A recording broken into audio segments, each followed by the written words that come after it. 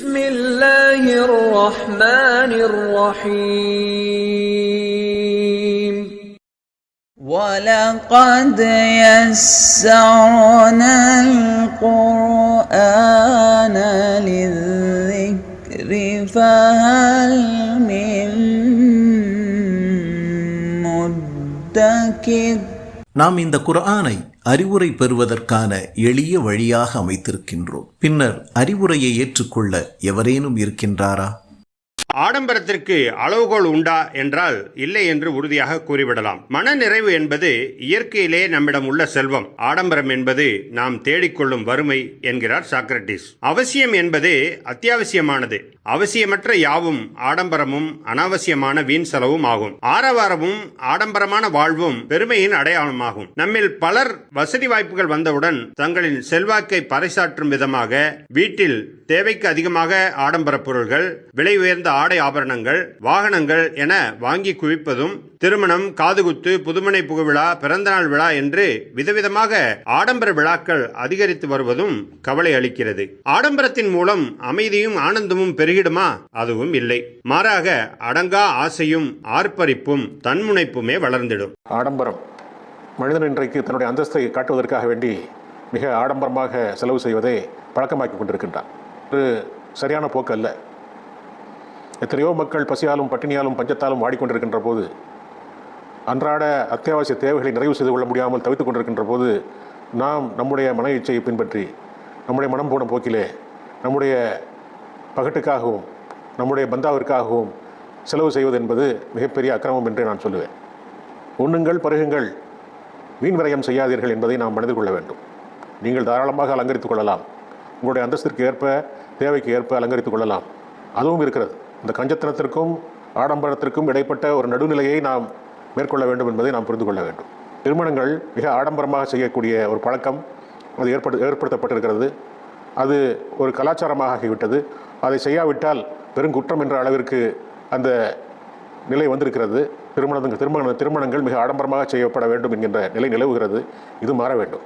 மிக எளிமையாக நடத்தப்படுகின்ற திருமணங்கள் தான் மிக அருளுமிக்க திருமணம் என்பதை புரிந்து கொள்ள வேண்டும்.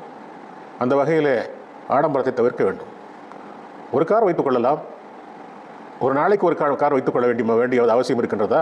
தெருக்களிலும் தெருவோரங்களிலும் படுத்து உறகின்ற மக்களை பற்றி சிந்திக்க வேண்டும். அவர்களுக்கு வீடுகளை ஏற்படுத்தி கொடுப்பதற்குரிய வழிவகைகளை பார்க்க வேண்டும்.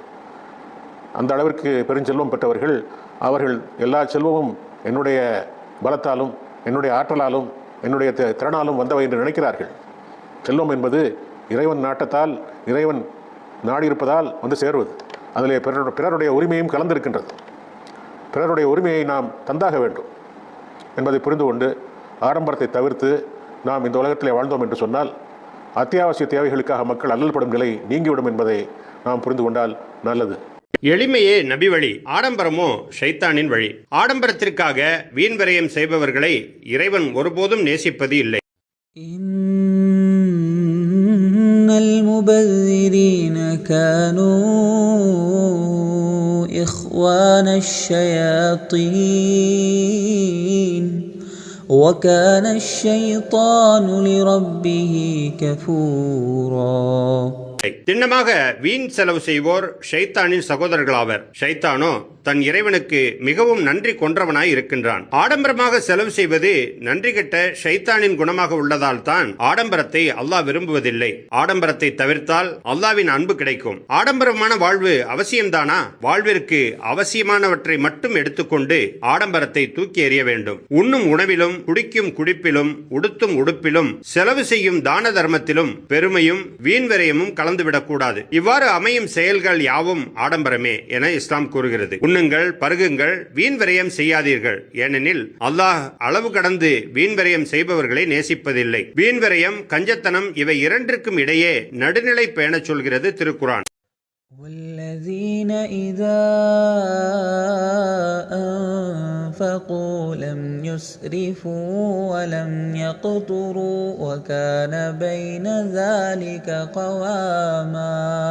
செலவு செய்யும் போது வீண் விரயமும் கஞ்சத்தனமும் செய்வதில்லை. மாறாக அவர்களுடைய செலவுகள் இந்த மிதமிஞ்சிய இரு நிலைகளுக்கு இடையில் மிதமானதாக இருக்கும். ஆடம்பரம் வீண் விரயம் என்பதற்கு பதிலாக அல்லாஹ் நமக்கு வழங்கிய செல்வத்தின் மூலமாக இலவச மருத்துவமனைகள், கல்வி நிலையங்கள் ஏற்படுத்தி அதற்காக நாம் செலவு செய்திடலாம். தொழிற்கூடங்கள் அமைத்து ஏழை மக்களுக்கு, உடல் ஊனமுற்றவர்களுக்கு வேலை வாய்ப்பு வழங்கலாம். உரிய காலத்தில் ஏழை பெண்களின் திருமணங்கள் நடைபெற உதவி செய்வதன் மூலம் முதிர் கன்னிகள் பெருகுவதையும் சமூகத்தின் ஒழுக்க வீழ்ச்சியையும் தடுத்து நிறுத்தலாம். இவ்வாறான பெரும் பணிகள் காத்துக் கொண்டிருக்கின்றன.